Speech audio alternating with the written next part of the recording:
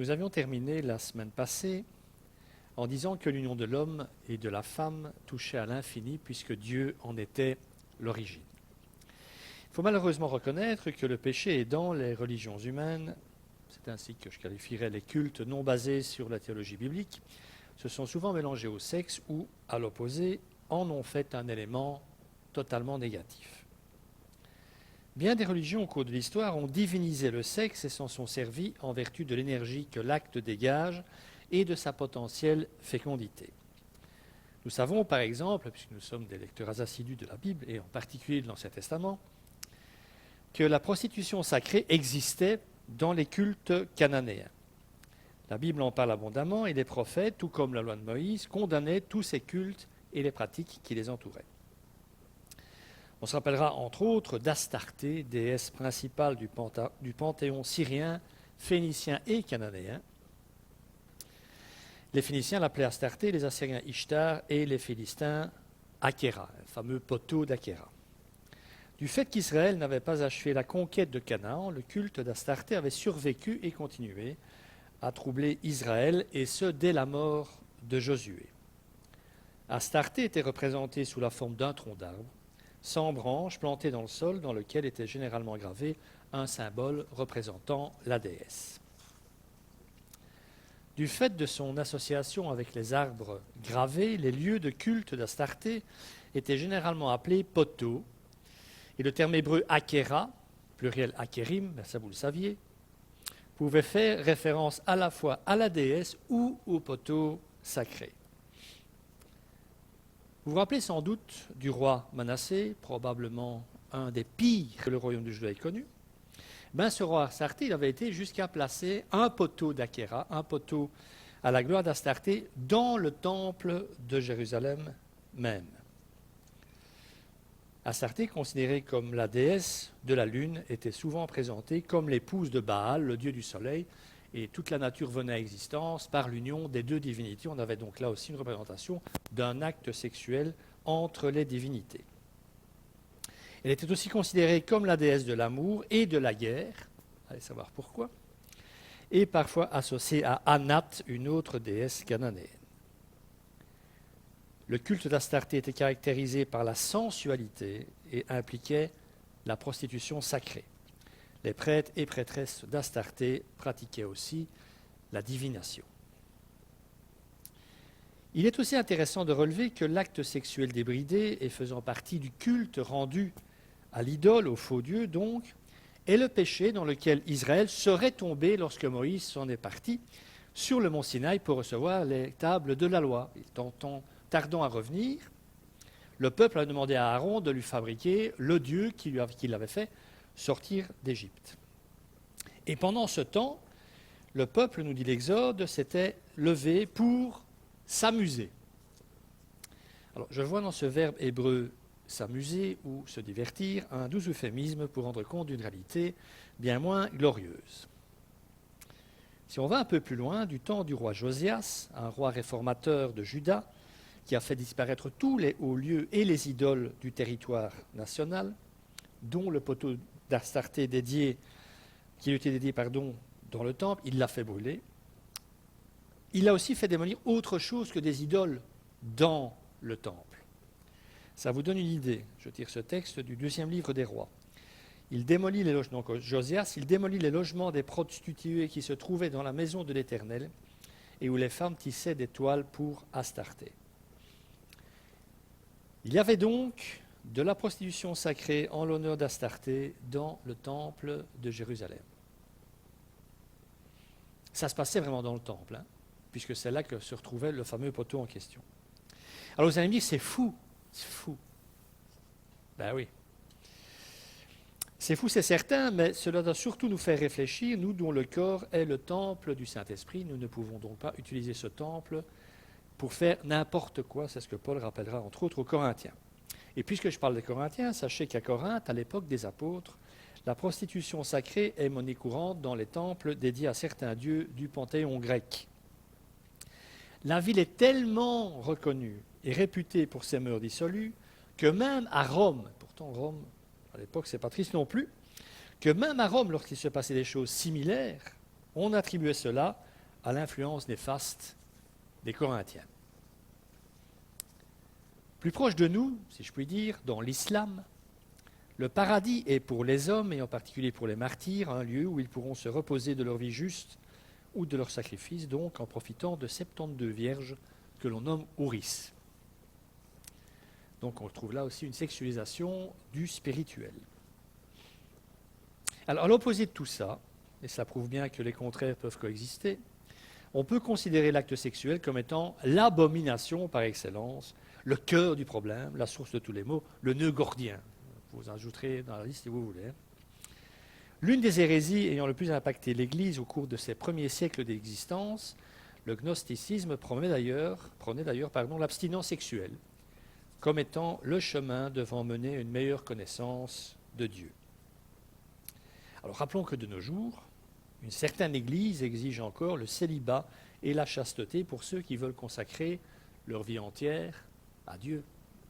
Ça existe encore. Cette même Église n'hésitant pas dans le même temps à faire du mariage un sacrement, un moyen de recevoir une grâce de la part de Dieu. Nous ne sommes pas à une contradiction près, me semble-t-il. Alors si l'on revient au texte biblique, il est frappant qu'il y ait aussi des ascètes, dans l'Ancien Testament en particulier. Des abstinents, dirons-nous, qu'on appelle des nazirs ou naziréens. Alors ces nazirs étaient effectivement supposés s'abstenir de 3 choses par vœu. Ils décidaient par un certain laps de temps, la plupart du temps relativement court, de se consacrer à Dieu pleinement ou de faire un vœu envers Dieu, qu'ils devaient donc accomplir. Et pendant ce temps de leur vœu, le temps de leur vœu, ils devaient s'abstenir de 3 choses. La première chose, ça me touche particulièrement, ils ne pouvaient pas se couper les cheveux. La seconde, ils ne pouvaient pas consommer d'alcool, en particulier de vin, qui était le seul alcool connu à l'époque. Donc pas de vin, mais pas non plus de raisin, ni le pépin de raisin, ni même la peau du raisin. Pas de raisin. Et enfin, mais ça on peut mieux comprendre sans doute, ils devaient s'abstenir de s'approcher ou de toucher d'un mort ou d'un cadavre. Parce que dans ce cas-là, ils étaient considérés comme impurs rituellement, et ils devaient aller se purifier auprès du grand prêtre et recommencer leurs vœux depuis le départ. Tout ça est nomenclaturé, j'avais envie de dire, dans le livre des Nombres au chapitre 6. Seuls deux hommes dans l'Ancien Testament sont consacrés au Naziréat pour toute leur vie entière. Il s'agit de Samson, vous vous rappelez, le fameux Samson, vous pouvez lire son histoire dans le livre des Juges, et le prophète Samuel, parce qu'ils avaient été choisis dès le ventre de leur mère. Ce que je veux dire en disant tout ça, c'est qu'ils devaient s'abstenir, oui, on l'a dit, je viens de le dire, et de quoi, mais pas de relations sexuelles. Ils pouvaient avoir des relations sexuelles, dans le cadre du mariage, etc., bien entendu. Et donc, la plupart du temps, ce vœu était temporaire. L'abstinence sexuelle ne faisait donc pas partie du vœu de Naziréat, et on a donc eu tort, parce que certains l'ont fait, de vouloir y voir l'origine du monachisme, de la vie monacale. Oui, ça vient de là. Alors, il faut quand même, je pense, en tant que petit veilleur, il faut quand même dire que le monachisme a produit de bonnes choses, entre autres les monastères dans lesquels nous pouvons nous retirer de temps en temps dans le silence pour nous rendre plus proches de Dieu. Si l'on veut malgré tout chercher la petite bête, même dans la Bible, on pourrait citer l'exemple de Jean le Baptiste, qui ne s'est apparemment pas marié et qui était un ascète. Oui, mais cela n'a rien à voir avec un état ascétique qui serait supérieur, que le fait de ne pas être marié serait une condition spirituelle supérieure aux yeux de Dieu. Ça dépend en fait de la spécificité de l'appel de Jean le Baptiste. Rappelez-vous, il est la voix de celui qui crie dans le désert, autrement dit, qui habite le désert. On ne peut pas amener sa femme, et encore moins ses enfants, dans le désert pour y vivre. Surtout si tout ce qu'on a à leur offrir, c'est du miel et des sauterelles. Dans ce cadre-là, de toute façon, aucune femme ne suivrait, croyez-moi. On ne peut pas amener sa famille au désert, c'est vrai, mais on peut très bien les amener à l'église. Alors, ce qui vaut pour Jean le Baptiste ne vaut certainement pas donc pour tous les autres, et il ne faut pas en faire un modèle à suivre en rapport avec une éventuelle supériorité spirituelle. Alors l'évidence de ce que j'avance est aussi fondée sur le fait que de nombreux prophètes de l'Ancienne Alliance étaient bel et bien mariés, on peut citer entre autres Ésaïe et Osée, et que cela ne les a pas empêchés de vivre une vie consacrée totalement à leur Dieu. Et puisque certains théologiens se posent la question du célibat de Jésus et vont même jusqu'à le marier avec Marie de Magdala, rappelons que Jésus étant Dieu incarné, il ne pouvait avoir de rapport sexuel avec l'une de ses créatures, Jésus n'étant pas Zeus. On n'est pas dans le même panthéon. Alors ce que je viens de dire n'empêche évidemment pas un appel consacré au célibat, ça existe, mais celui-ci ne peut être ni une condition au service de Dieu, ni une contrainte, et encore moins une exigence. Car comme le disait si justement l'apôtre Paul en parlant de ces choses, et je le cite, « Je voudrais que tous soient comme moi, mais chacun tient de Dieu un don particulier, l'un d'une manière, l'autre d'une autre. » Autrement dit, c'est Dieu qui décide en définitive, mais jamais au détriment de la personne. Exiger l'abstinence sexuelle et en faire un préalable, c'est non seulement nier ce que nous sommes, des êtres sexués, mais encore désobéir à l'ordre créationnel et à la volonté de Dieu. C'est en fait exprimer la certitude que le sexe est mauvais et qu'il empêche de servir Dieu de tout son cœur. Le drame, c'est que l'on oblige des milliers d'hommes et de femmes à vivre dans un désert émotionnel et affectif au nom de Dieu, avec toutes les souffrances, dérives et parfois même horreurs que ces exigences irréalistes ont produites. Il y a donc un contraste saisissant entre le paganisme et la paganisation d'un certain christianisme et le christianisme biblique. La Bible ne maudit pas le sexe, elle le bénit au contraire. Repensez au texte fondateur de la Genèse que je lis. Il créa l'homme et la femme, Dieu les bénit et leur dit « Reproduisez-vous, devenez nombreux, remplissez la terre et soumettez-la, dominez sur les poissons de la mer, sur les oiseaux du ciel et sur tout animal qui se déplace sur la terre. » Pensons encore à cette injonction de Paul concernant les rapports sexuels dans le cadre du mariage et que l'on trouve dans sa première épître à l'église de Corinthe. Ce n'est pas la femme qui est maîtresse de son corps, mais son mari.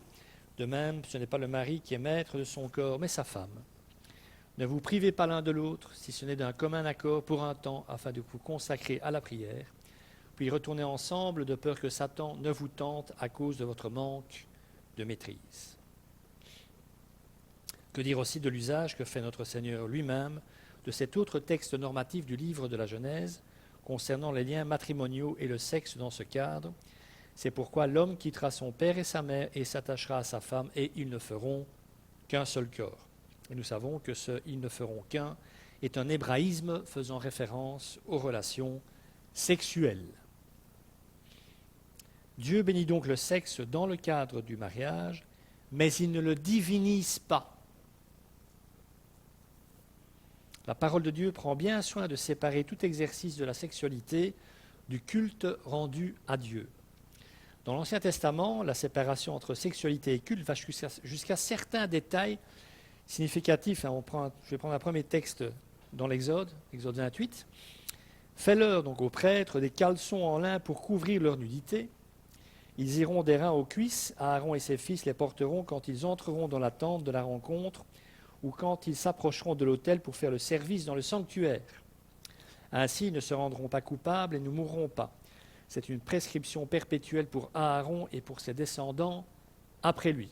Port du caleçon long obligatoire pour les prêtres. » Exode 20, 26. « Tu ne monteras pas à mon autel par des marches afin de ne pas dévoiler ta nudité. » Ici, les prêtres doivent porter des caleçons longs. Là, pas d'accès à l'autel en passant par des marches. Ce remède préventif n'a qu'un seul but, ne pas mélanger le sexuel, la suggestion ou tout rapport à l'énergie du sexe et le cultuel, comme c'était le cas dans toutes les autres religions de l'époque.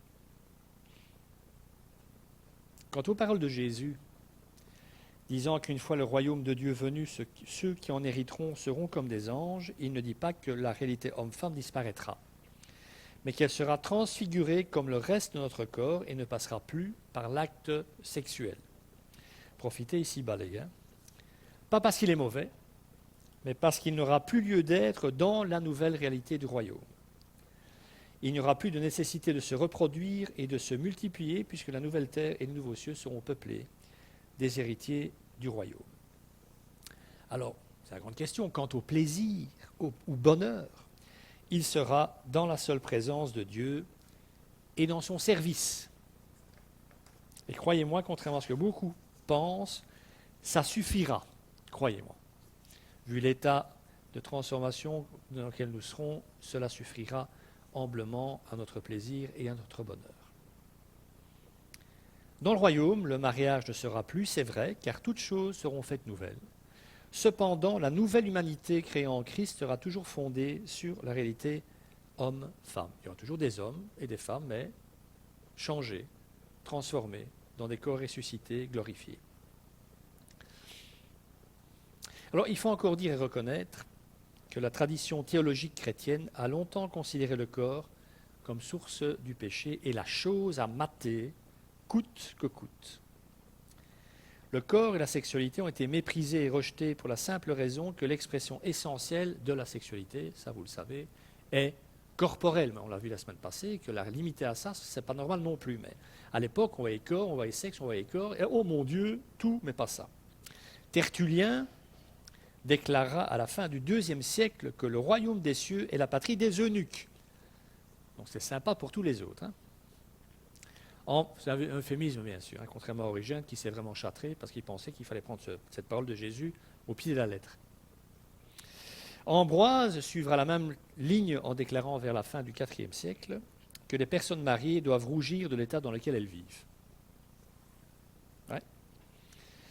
Et encore de nos jours, pour certains théologiens, je ne plaisante pas, le fruit défendu en Éden serait une faute sexuelle. Alors, il y a peut-être certains termes dans l'hébreu qui peuvent prêter à confusion, mais l'exégèse du texte, on se demande vraiment comment, en bout du compte, ils sont arrivés à ça.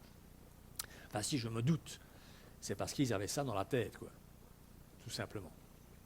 Et ce qu'on cherche, on finit toujours par trouver. Alors, je pense que le problème de toutes ces personnes, de ces pères de l'Église, et de ceux aujourd'hui encore qui voient dans la faute d'Éden originelle une faute de type sexuel, c'est que tous ces hommes confondent l'idée du corps avec celle de la chair, qui, dans la Bible, se réfère à la nature pécheresse de l'homme. Le corps, il est vrai, est le véhicule de l'âme, mais il peut être aussi celui de l'Esprit Saint lorsqu'il se soumet à celui-ci. Le corps, Paul le dit d'ailleurs, ne livrez pas les membres de vos corps pour l'injustice, mais pour le bien, parce que votre corps appartient au Christ. Donc, notre corps manifeste soit une dérive et le péché, soit notre soumission à l'Esprit. Donc le corps, je ne vais pas dire qu'il est neutre, il est encore pécheur, mais il peut être soumis à l'Esprit. Il n'est donc pas mauvais. En lui-même, tout ce qui procède du corps n'est donc pas mauvais. Et il est aussi plus que probable que certains pères de l'Église, majoritairement de langue grecque, se soient laissés influencer par la philosophie grecque et sa vision négative du corps. La théologie des 3-4 premiers siècles a été influencée majoritairement par la philosophie grecque, on le sait. Et même l'Église catholique au Moyen-Âge était encore influencée par la pensée, la conception du monde de bien des philosophes grecs. Ils ont en fait défendu plus des positions philosophiques à l'époque au Moyen-Âge que la réalité biblique. Alors ce que nous venons de dire, en quelques mots, contrairement peut-être à ce que nous pourrions penser, perdure encore dans nos sociétés occidentales, mais de manière différente. La diabolisation du sexe s'est muée en peur et la sacralisation de celui-ci s'est muée en culte. Impossible pour nos contemporains de rester neutres sur le sujet car nous oscillons aussi peut-être entre peur et culte du sexe. Ceux qui ont peur du sexe ou qui ressentent une gêne par rapport au sujet assimilent la sexualité à un mal obscur. Parfois, un mal nécessaire, il faut bien faire des enfants, c'est qu'un mauvais moment à passer. Voilà. Mais ça reste un mal malgré tout. L'origine de ce rapport au sexe peut fortement varier d'une personne à l'autre et dépasse largement le cadre de ce message. Je ne vais pas faire de la psychologie de comptoir, mais il faut redire que la sexualité n'est pas mauvaise en soi puisque c'est Dieu qui l'a inventée. Elle fait donc partie de ce que Dieu considère comme bon. Néanmoins, dans ce climat de crainte, le sexe est considéré comme quelque chose de foncièrement mauvais, sale et menaçant. La personne qui souffre de cette aversion mettra alors en place des stratégies d'évitement ou fera comme si le sexe n'existait pas, au prix parfois, il faut quand même le préciser, de graves refoulements.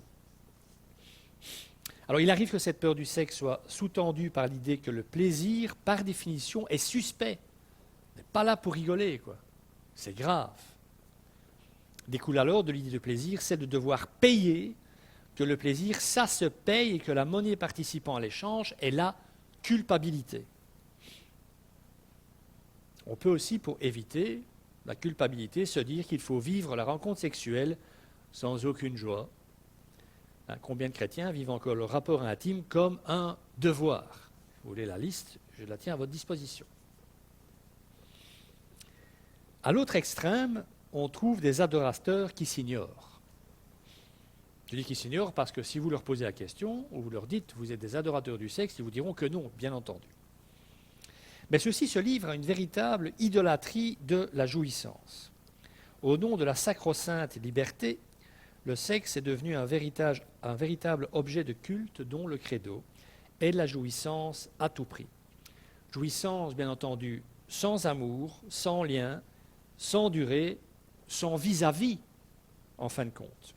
Puisque dans ce schéma, l'autre ne compte qu'en fonction du plaisir qu'il me donne. Ce qui caractérise notre époque en matière de sexualité, c'est qu'elle a tout dissocié. Et rassurez-vous, je ne dis pas ça par nostalgie d'un quelconque passé révolu, puisque celui-ci souffrait de ce que j'appellerais la conspiration du silence. Le passé avait aussi son lot de fâcheuses conséquences.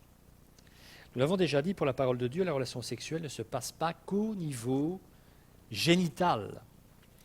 Non seulement elle engage mon être tout entier, mais aussi ma vie et mon histoire. Devenir une seule chair ne fait aucun doute référence à l'union sexuelle, mais pas uniquement.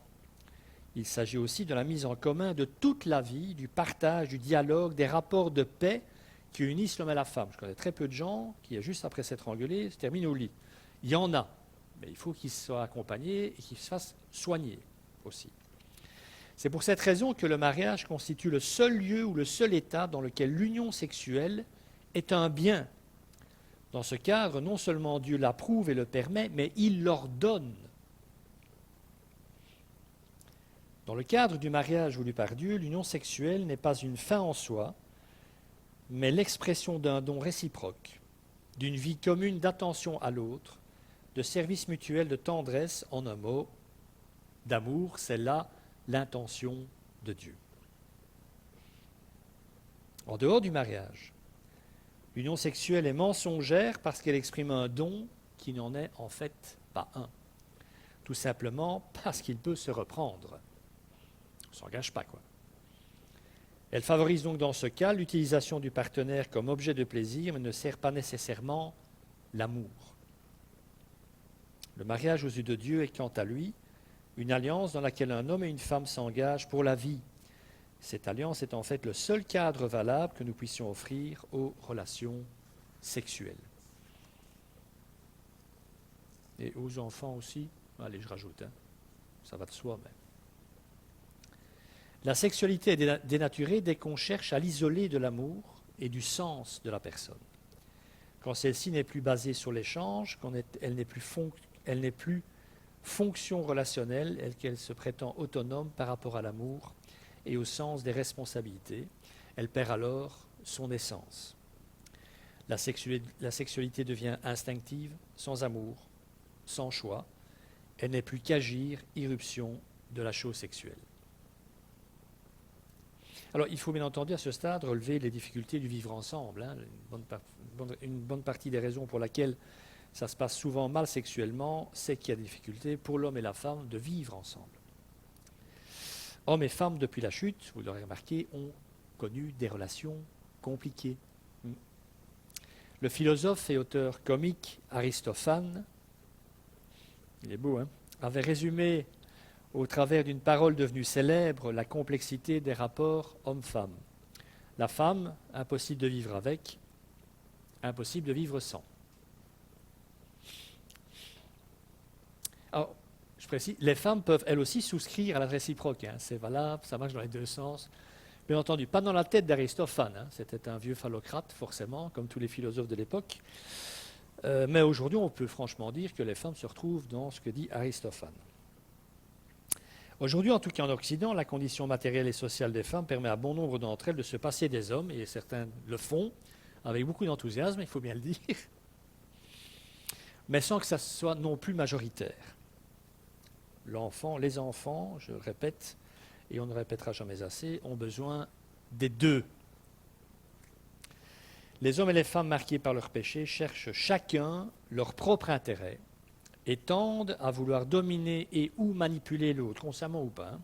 Je ne vais pas rentrer dans ce débat-là, mais il y a de ça. Et c'est en effet en ce sens que certains interprètent cette parole de la Genèse, que vous connaissez sans doute. Genèse 3,16, tes désirs, Dieu parle ici à la femme, tes désirs se porteront vers ton mari, mais lui, il dominera sur toi. Autrement dit, leur différence, la différence entre les hommes et les femmes, destinée à les pousser l'un vers l'autre, se change en motif de dispute, malentendu, déception, frustration. La différence, tellement attractive au départ, s'est muée en fait en champ de bataille. Alors, quelques féministes ont bien entendu leur propre interprétation des difficultés relationnelles que connaissent les hommes et les femmes. Elles ont en effet cru débusquer dans tout individu mâle une haine profonde du féminin. Alors, c'est vrai que certains symptômes ne manquent pas. On ne va pas se cacher. Hein. La fréquence des violences faites aux femmes, le viol et parfois même le meurtre constituent un phénomène que nul ne songerait à nier de nos jours et qui fait véritablement froid dans le dos. Et, en y réfléchissant un peu, même le langage semble refléter cette triste réalité. Pourquoi l'injure la plus répandue de la langue française fait-elle référence au sexe de la femme? Je ne vous citerai pas ce terme, mais c'est quand même symptomatique. Hein. Vous allez me dire, à quoi tu penses? Ouais, je pense, quoi. Je trouve ça vraiment, à la réflexion, marquer quelque chose, en fait, de notre société. Il serait toutefois périlleux et peu optimiste de généraliser à outrance, en particulier ce que disent les féministes. Ce qu'il faut reconnaître chez les deux sexes, c'est l'ambivalence amour-haine. Et les couples sont parfois les lieux de ce passage trop facile de l'amour à la haine. On commence par l'amour et on finit dans la haine. La Rochefoucauld, écrivain et essayiste du XVIIe siècle, observait déjà, et de manière sarcastique, si on juge l'amour par la plupart de ses effets, il ressemble plus à la haine qu'à l'amitié. Nous sommes au XVIIe. Alors, une racine importante et possible de la misogynie est peut-être la rage que l'homme éprouve à tant dépendre, tel un esclave en quelque sorte, enchaîné à son désir du bon vouloir de la femme. On se rappellera au XVIIe et un peu plus tard au XVIIIe, celles que l'on appelait les coquettes qui s'amusaient des hommes, s'en servaient comme des pantins, etc. Ça existe encore aujourd'hui, je pense. On les appelle plus comme ça, mais c'est un peu le style. Et l'homme, il sait cela, je pense. Les hommes le savent. Ils ne peuvent pas se libérer de cette attractivité pour la femme et de leur désir, et dès lors, ce n'est pas une excuse, mais ils enragent. Et en fait, les propos des pères de l'Église concernant la femme qui scandalisent tellement de nos jours sont moins dirigés contre la femme que contre la sexualité qu'elle représente et dont ils combattent péniblement la tyrannie avec de bien mauvaises armes, c'est vrai, et en faisant porter toute la responsabilité à la femme, ce qui est profondément injuste, bien entendu. On comprend donc mieux pourquoi certains ont cru bon de recommander l'abstinence absolue pour se libérer de cette dépendance, même si l'on sait Bible à l'appui que ce n'est pas le chemin, et que pour l'avoir emprunté, de nombreuses âmes se sont perdues dans des affres plus dures encore, emportant avec elles d'autres âmes ayant subi les conséquences de leurs illusions. On peut d'ailleurs être moine, et c'est un moine qui le dit, et avoir le cœur chargé d'images et se promener en esprit dans les rues marquées par le vice et la débauche. Pas besoin d'une femme à côté de moi pour que ça parte mal dans ma tête et que j'ai un mauvais rapport à la sexualité. Alors mes amis, sans la grâce de Dieu et son désir du meilleur pour l'homme et la femme, tout cela serait bien déprimant, n'est-ce pas? Heureusement donc, si nous pouvons parler d'amour, si nous sommes capables d'aimer, c'est parce que Dieu est amour et qu'il nous aime. Le cadre de notre sexualité, c'est donc l'amour. Quand je parle d'amour, ce que je veux dire, c'est que toute capacité d'amour provenant de Dieu, c'est l'amour de Dieu qui détermine notre amour, qui en est le modèle, en tout cas pour ceux qui se disent chrétiens. Si l'amour de Dieu est le fondement de l'amour humain, alors nous devons essayer de comprendre en quoi consiste l'amour de Dieu. On peut déjà en donner une première approche en disant « Aimer, c'est reconnaître la valeur absolue d'un autre que soi-même. » Comme je le dis parfois, c'est faire de la place dans son cœur pour un autre que soi. C'est en substance le témoignage de la vie de Jésus que le Christ nous donne quand on lit les évangiles.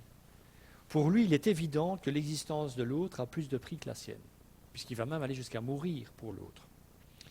C'est aussi le sens de ce que dit l'apôtre Jean dans sa première lettre.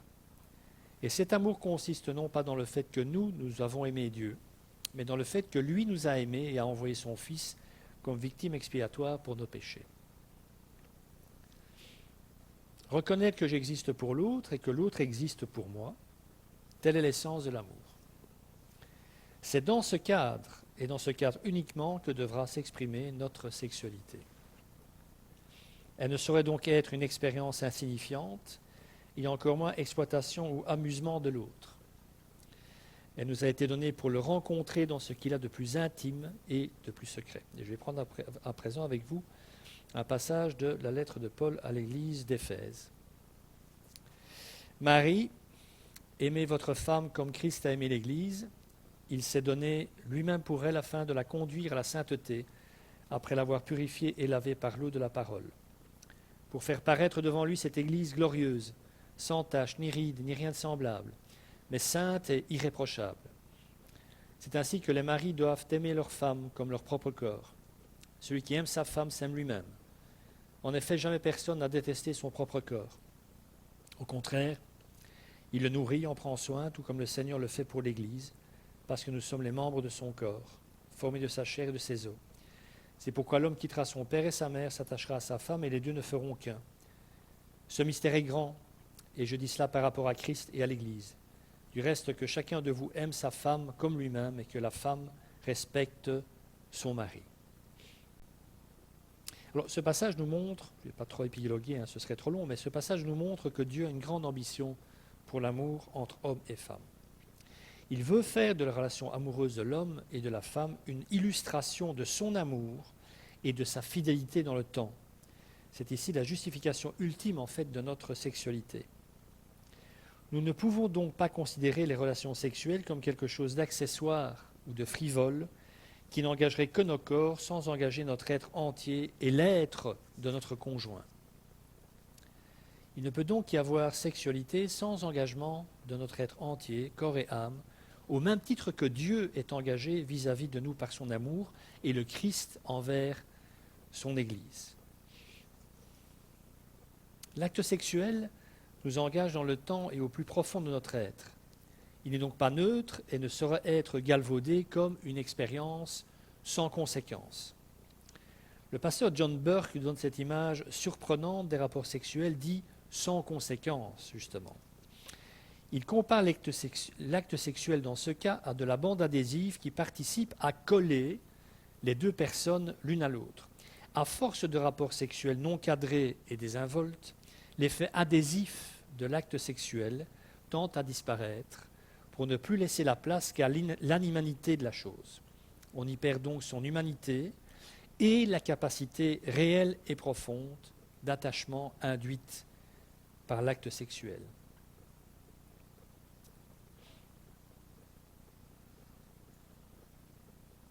Il faut aussi redire que l'expression, ça n'est peut-être pas évident à la première lecture, l'expression « devenir une seule chair » qui revient si souvent dans la Bible n'est utilisée que dans le contexte du mariage, sauf, et c'est intéressant je trouve, en 1 Corinthiens 6, verset 16, où il est démontré qu'hors mariage, cette union intime est tout simplement absurde. Et je cite Paul, « Ne savez-vous pas que celui qui s'unit à la prostituée est un seul corps avec elle ?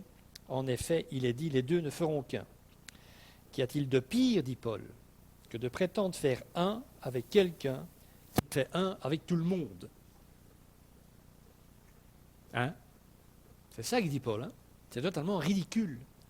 Et sans être une prostituée, on peut très bien avoir ce genre d'attitude en n'étant pas spécialement professionnel dans le domaine, en passant de l'un à l'autre, ou même dans le cadre d'un couple marié, mais où ce serait plus que simplement s'envoyer en l'air sans autre dimension.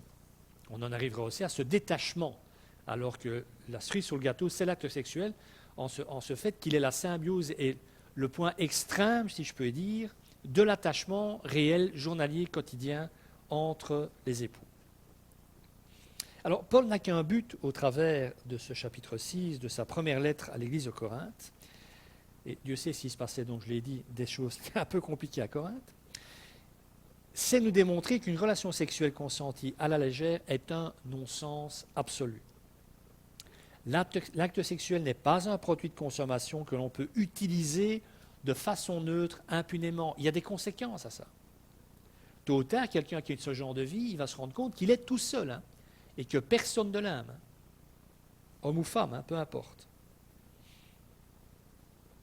Au travers de la rencontre sexuelle, j'abandonne à mon partenaire, ça faut vraiment redire ça aux jeunes, hein, j'abandonne à mon partenaire la valeur et la profondeur infinie de mon être. Je me livre et je me donne complètement à lui, et c'est cet abandon qui est formateur du couple. Ce don mutuel et exclusif ne peut être vécu que dans le cadre d'une promesse de durée et de fidélité. Quelle pauvre image d'eux-mêmes et des autres doivent avoir nos contemporains pour se donner ainsi entre deux portes, si je peux dire ça comme ça. Je reprends un dernier texte dont j'ai cité une partie déjà au début du message, 1 Corinthiens 7, donc chapitre 7 de la lettre à l'église de Corinthe. C'est toujours Paul qui parle, bien entendu, que le mari rende à sa femme l'affection qu'il lui doit et que la femme agisse de même envers son mari. Ce n'est pas la femme qui est maîtresse de son corps, mais son mari. De même, ce n'est pas le mari qui est maître de son corps, mais sa femme. Ne vous privez pas l'un de l'autre, si ce n'est d'un commun accord pour un temps, afin de vous consacrer à la prière, puis retourner ensemble de peur que Satan ne vous tente à cause de votre manque de maîtrise.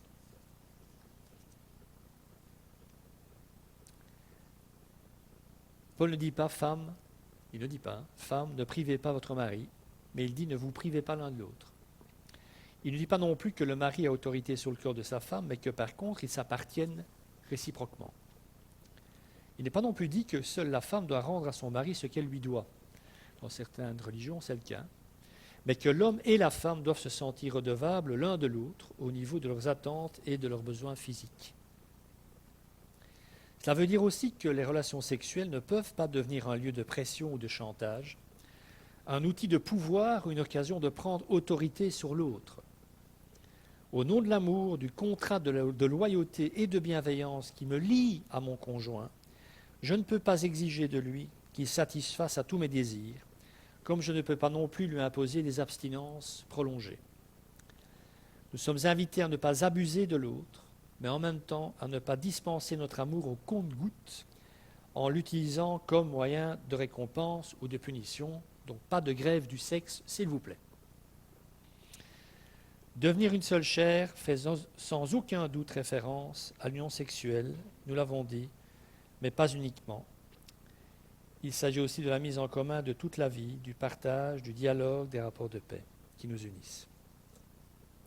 La parole de Dieu ne nous demande donc pas d'être plus spirituels pour être moins charnels, ou de nous consacrer plus à la prière pour être moins préoccupés par notre conjoint. Elle veut que d'un commun accord, dans la vie spirituelle comme dans la vie physique, le couple agisse ensemble, d'un commun accord, pour la plus grande gloire de celui qui a dit que tout cela était bon. Que le Seigneur bénisse sa parole. Amen.